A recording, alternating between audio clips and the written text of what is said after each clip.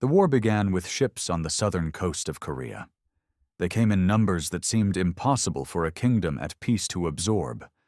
Transports, warships, soldiers, commanders, musketeers, samurai, laborers, and supplies moving across the narrow sea from Japan to Busan. On the shore, the first Korean defenses were overwhelmed with terrifying speed. Within weeks, cities that had stood under Joseon rule for generations were in Japanese hands. Roads filled with refugees. Local officials fled or improvised. The capital itself, Hanseong, fell so quickly that the shock reached beyond Korea and into the political heart of East Asia. This was not a border raid. It was an invasion meant to reorder the region. Toyotomi Hideyoshi, the warlord who had unified Japan after more than a century of civil war, had turned his armies outward. His stated ambition was enormous, to pass through Korea and conquer Ming China. Whether this goal was realistic is another question, but the invasion he launched was real, massive, and devastating. It brought together three great worlds, Joseon Korea, Ming China, and Japan, under Hideyoshi's military regime. The war that followed is known as the Imjin War, after the Korean cyclical year in which it began, 1592. It lasted, with interruption and renewed invasion, until 1598.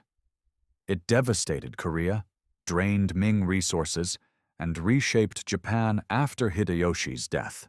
It did not end in a clean conquest. It did not produce the empire Hideyoshi imagined, but it left ruins across the Korean peninsula and exposed the limits of the military order he had built in Japan. The Imjin War is often forgotten outside East Asia. It should not be.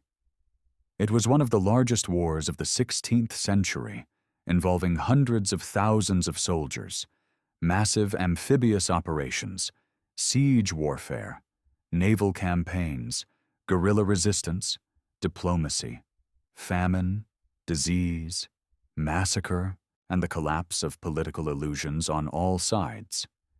It shattered Korea because Korea became the battlefield. It shook Ming China because China had to defend the order of the region beyond its own borders. And it fractured Japan because the war consumed Hideyoshi's final years, failed to deliver victory, and left his regime exposed after his death. Our understanding of the Imjin War comes from Korean court records, military reports, personal writings, Chinese Ming documents, Japanese accounts, later chronicles, and battlefield memory. These sources are rich, but they are not simple. Each side recorded the war through its own fears, loyalties, and political needs. Numbers can vary. Claims of victory can be shaped by court politics. Stories of heroism and betrayal were sharpened over time. But the broad arc is clear. Japan invaded. Korea nearly collapsed. Ming China intervened. Korean resistance and naval warfare cut into Japanese strategy. And Hideyoshi's dream of continental conquest ended in exhaustion and withdrawal. To understand why the war happened, we have to begin in Japan. For more than a century before the invasion, Japan had been torn by the Sengoku period, an age of civil war among competing warlords. Castles rose, alliances shifted, armies grew, and warfare transformed. Firearms, introduced in the 16th century, became increasingly important. Mass infantry, disciplined formations, siegecraft, and centralized military authority changed the balance of power. Out of that chaos came unification. Oda Nobunaga began the process with ruthless energy. After his death, Toyotomi Hideyoshi completed much of the work. He was one of the most extraordinary figures in Japanese history. Born from relatively humble origins, rising through military talent and political intelligence to become the dominant ruler of Japan. By the early 1590s, The great civil wars had largely been brought under his control. But peace created a problem. Japan's warrior class had been forged by generations of internal war. Powerful daimyo commanded armies. Samurai expected land, reward, rank, and purpose. Hideyoshi had unified the country, but unification did not erase military ambition. It concentrated it. The same forces that had fought across Japan now stood under one ruler, waiting for direction. Hideyoshi turned them outward. His plan to invade China through Korea was extraordinary in scale and ambition. Korea, under the Joseon dynasty, refused to grant passage for a Japanese army against Ming China. From Joseon's perspective, such a demand was not diplomacy. It was a threat to the entire East Asian order. Korea had a long relationship with Ming China based on tributary diplomacy, political legitimacy, and cultural hierarchy. Allowing Japanese troops to cross Korean territory to attack China would have meant complicity in a war against the regional power that Joseon recognized as central to the world order. The refusal made invasion likely. Before we continue, consider subscribing to Ashes of Empire. It helps this channel grow and helps us keep improving the quality of these forgotten war documentaries. In 1592, the Japanese invasion force crossed the sea. The first landings at Busan were devastating. Japanese troops were experienced, aggressive, and equipped with large numbers of arquebuses, matchlock firearms that had become central to Japanese warfare. Joseon forces, by contrast, were poorly prepared for an invasion of this speed and scale. Korea had military traditions, fortresses, officials, and soldiers, but the state had not expected a full Japanese invasion with such force. Court politics, complacency, and underestimation all played a role. Busan fell. Then the Japanese advance moved north with shocking speed. Korean armies were defeated at Sangju and Cheongju. The failure to hold key routes allowed the invasion to accelerate. King Seonjo fled the capital. Hanseong, modern Seoul, was abandoned and occupied. The Japanese pushed farther north, eventually taking Pyongyang. For a time, it seemed that Joseon might collapse completely. The speed of the Japanese advance was not accidental. Japanese armies had emerged from a century of hard warfare. They were used to coordinated movement, firearms, aggressive assault, and disciplined command under experienced daimyo. Commanders such as Konishi Yukinaga and Kato Kiyomasa drove their forces deep into Korea. Their soldiers had fought in Japan's internal wars and now brought that experience onto foreign soil.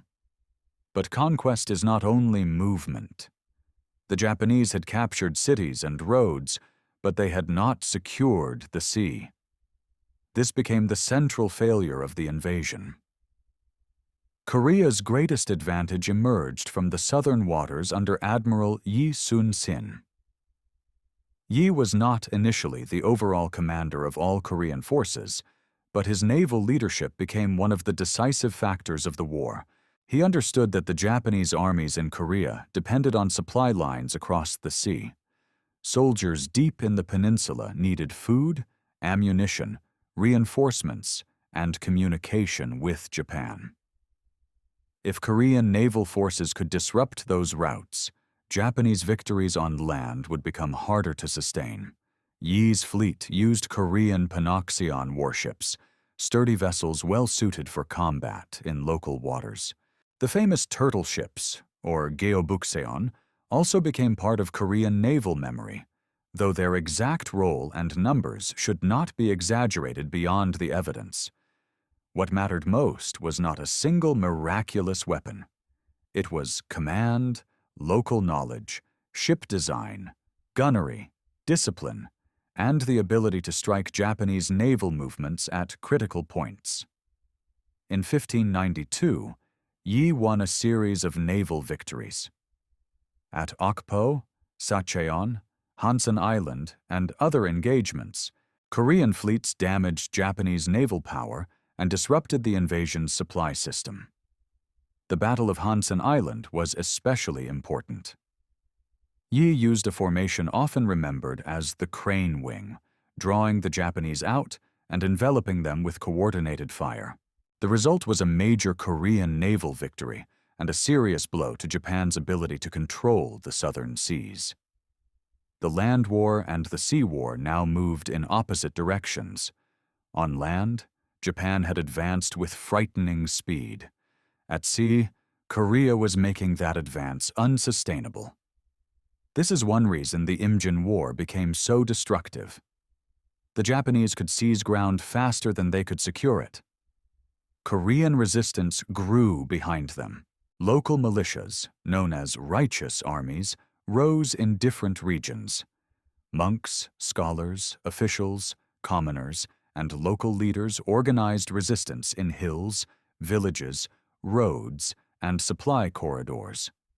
These forces were not always centrally coordinated, and their effectiveness varied, but together they made occupation more difficult. Korea did not survive because one man saved it alone. Yi Sun-sin was crucial, but so were local resistance, Ming intervention, Korean officials who reorganized defense, soldiers who held fortresses, civilians who endured occupation, and commanders who slowed the Japanese advance. The war was becoming more than an invasion. It was becoming a struggle over whether the Korean state could continue to exist. Ming China could not ignore the crisis. If Japan controlled Korea, the Ming frontier in Liaodong would be exposed. The Ming court also understood the invasion within the logic of regional order. Joseon was a tributary ally. A Japanese attack on Korea threatened not only territory, but legitimacy and hierarchy. If Ming China failed to respond, the political structure of East Asia would appear weaker.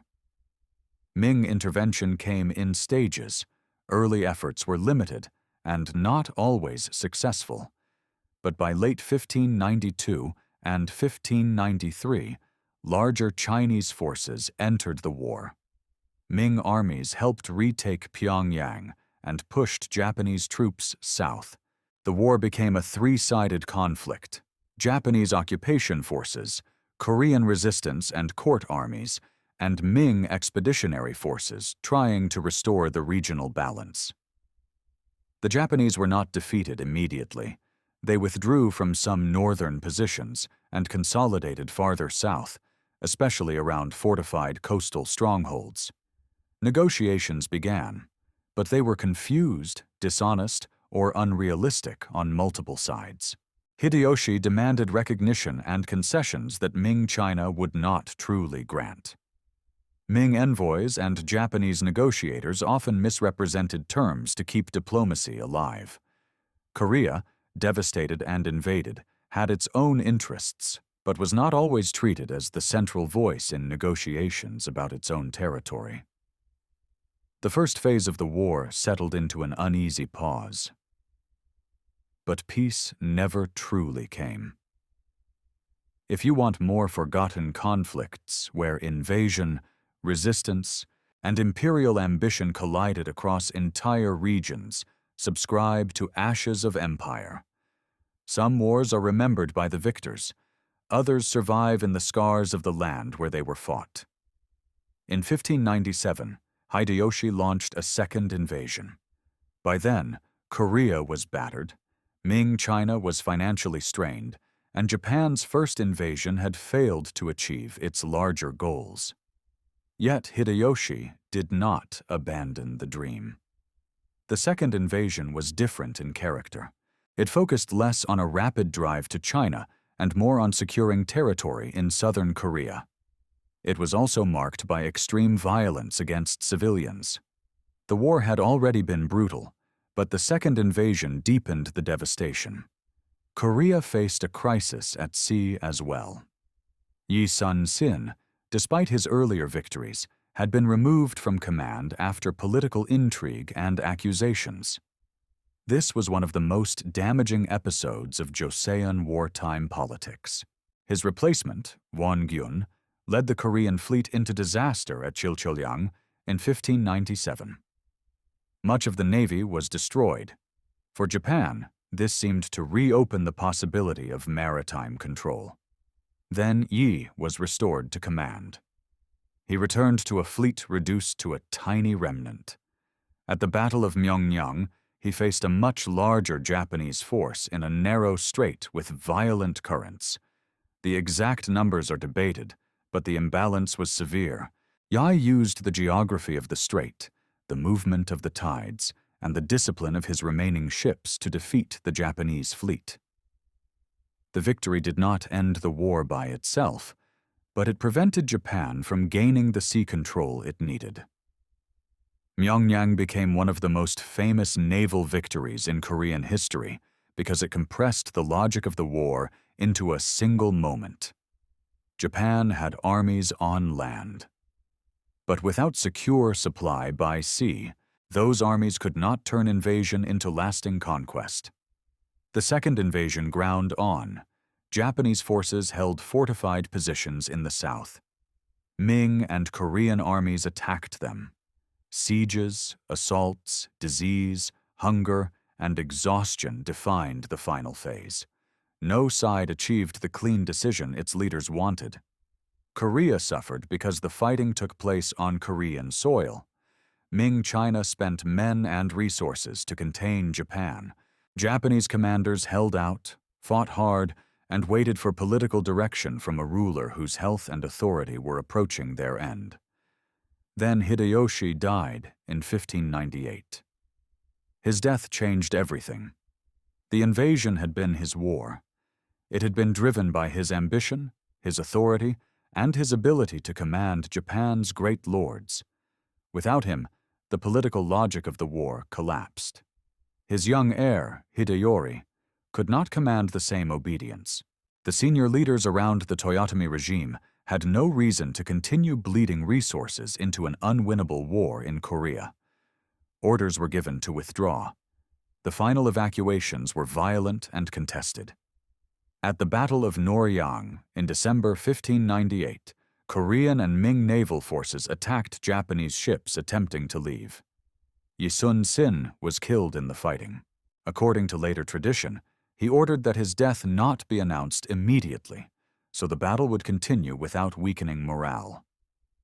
Whether the exact wording is preserved or stylized, his death at the final naval battle gave the war a powerful, tragic symmetry. The commander who had done so much to prevent Japanese control of the sea died as the invaders were leaving. The Japanese withdrew. The war ended. But Korea was shattered. The devastation was immense. Farmland had been ruined. Cities and villages had been burned. Population losses from massacre, famine, disease, enslavement, and displacement were severe. Artisans, scholars, and civilians were taken to Japan, including potters whose skills would influence Japanese ceramics. Cultural property was destroyed or removed. Local communities were scarred for generations. The Joseon state survived, but survival came at a terrible cost. The kingdom had not been conquered, but it had been broken open. The war also changed Korea's internal memory. It became a story of suffering, resistance, official failure, righteous armies, Ming assistance, Japanese brutality, and the extraordinary role of Admiral Yi. Korean identity and historical consciousness preserved the Imjin War as a national trauma and a lesson in preparedness, loyalty, and endurance. The memory of invasion did not fade.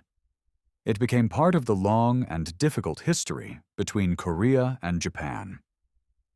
For Ming China, the war was also consequential. The Ming succeeded in preventing Japanese conquest of Korea and protected the northeastern approaches to China. But the intervention was costly.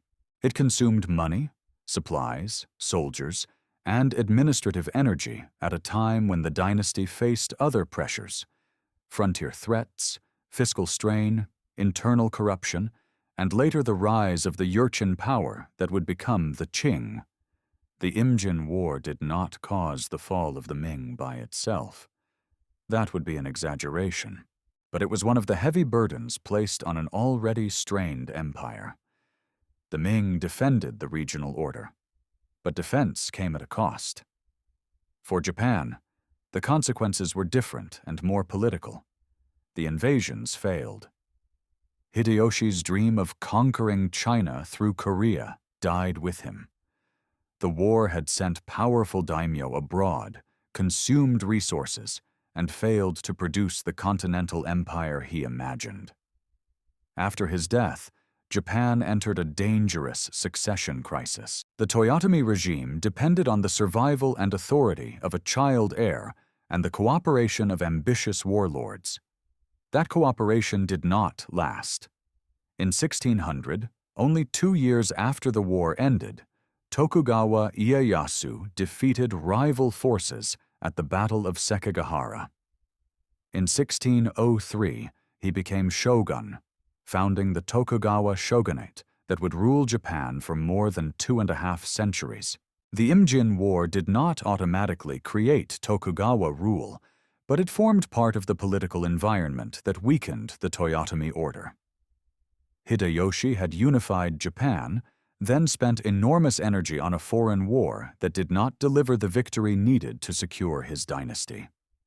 In that sense, the war shattered Japan not through invasion, but through exhaustion, failed ambition, and succession instability. The armies that had crossed to Korea returned to a country where the old ruler was dead and the future was contested. The scale of the Imjin War becomes clearer when viewed across the map of East Asia. A decision made by Hideyoshi in Japan brought devastation to Korea, forced intervention from Ming China, affected maritime politics in the Yellow Sea and Korea Strait, altered regional diplomacy, and helped shape the post-war order that followed. It was not a local conflict.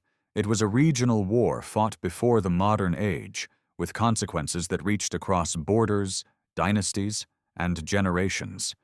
It also revealed the limits of battlefield success. Japan won many early land battles. Its armies moved with extraordinary speed in 1592. They captured capitals, fortresses, roads, and provinces. But they could not solve the deeper problems of conquest: supply, naval control, local resistance, Ming intervention, disease, distance, and the political impossibility of forcing Korea to become a stable bridge to China. Korea lost cities, armies, people, and security. But it did not lose the war. The Ming suffered cost and strain, but it prevented Japanese breakthrough. Japan displayed military power, but failed to turn that power into lasting continental conquest. This is why the Imjin War belongs in the history of imperial overreach. Hideyoshi had mastered Japan's internal battlefield, but Korea was not Japan. The conditions were different. The sea mattered. The population resisted. The geography stretched supply. The Ming intervened. The war he imagined as the beginning of a larger conquest became a trap for his own regime. Ashes of empire follows the wars that broke kingdoms, exposed empires, and left entire regions changed. Subscribe to keep exploring the conflict's history too often leaves in the margins. The human cost should remain at the center of the story. For Korean civilians, the war was not a chessboard of dynasties.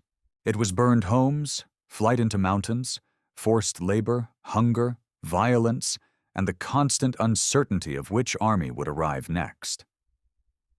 For soldiers, it was forced marches, sieges, wounds, disease, and death far from home.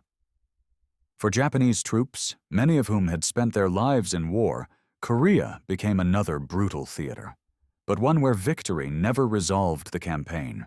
For Ming soldiers, the peninsula was a costly frontier where China's prestige and security had to be defended beyond the empire's border.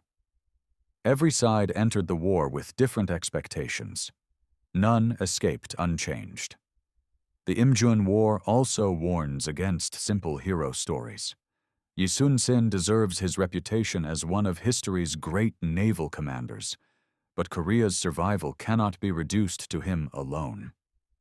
Hideyoshi was a brilliant political and military figure in Japan, but brilliance at home became overreach abroad. Ming China acted decisively enough to prevent disaster, but at a price that added to the dynasty's burdens. Joseon's court made serious mistakes, but local resistance and state survival showed a resilience that the first weeks of invasion had seemed to deny. The war was too large for one hero or one villain. It was a collision of systems. Japan brought the hardened armies of unification.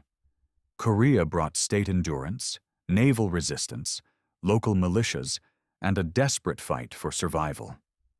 Ming China brought imperial intervention to preserve the regional order. The sea, more than any speech or throne room, decided what Japan could not do. As long as Korean and later Allied naval forces prevented secure Japanese control of the waters, the invasion could not become a stable road to China. Armies could advance inland, but they had to be fed from somewhere. They could capture cities, but they had to hold them. They could win battles, but they had to survive the winter, the resistance, the counterattack, and the distance from home.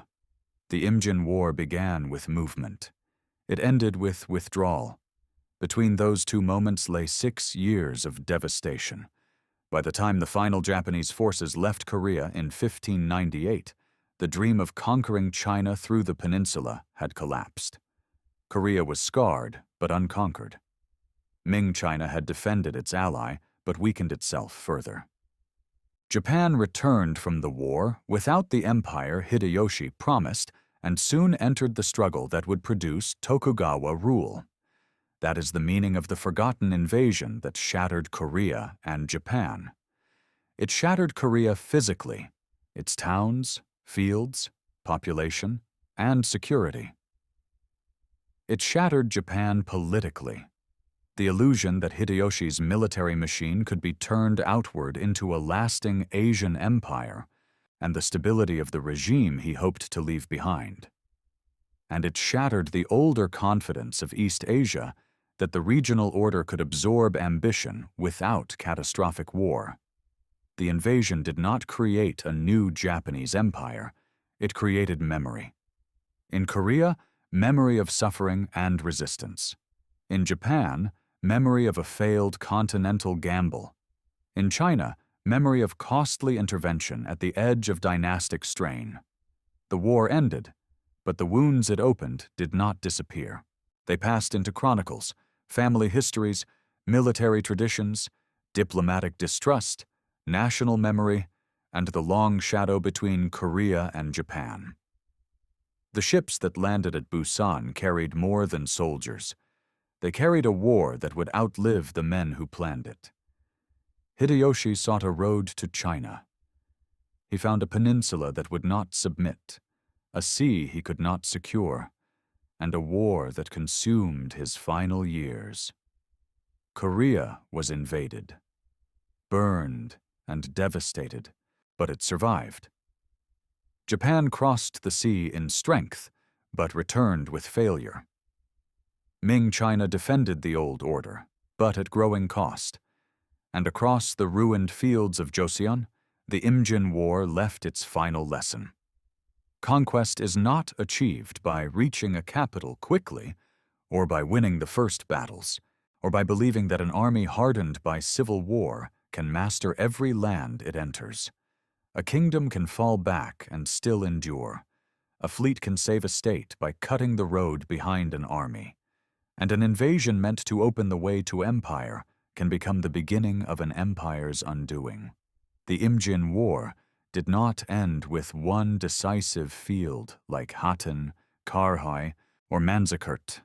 It ended in exhaustion, in ships leaving burning shores, in commanders withdrawing from fortresses they could no longer hold, in a dead admiral on the water, in a dead warlord across the sea, in a devastated kingdom still standing among its ruins. That is why it should not be forgotten. Because in the smoke between Busan, Hansong, Pyongyang, Myeongyang, and Noryang, East Asia learned that the ambition of one ruler could drag 3 worlds into war and leave none of them as they had been before.